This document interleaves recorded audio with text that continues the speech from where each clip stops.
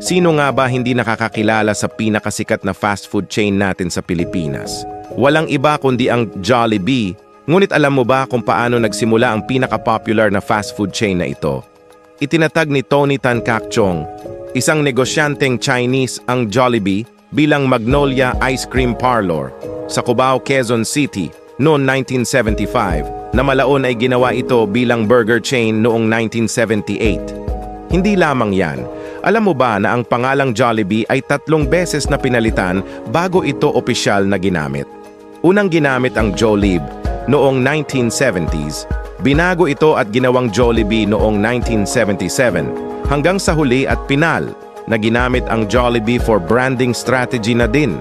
At dito na nga siya nakilala di lamang sa buong Pilipinas kundi sa ibang bansa man. Base sa buwan ng September 2023, bumibilang na ng mahigit 1,500 branches nito sa buong mundo.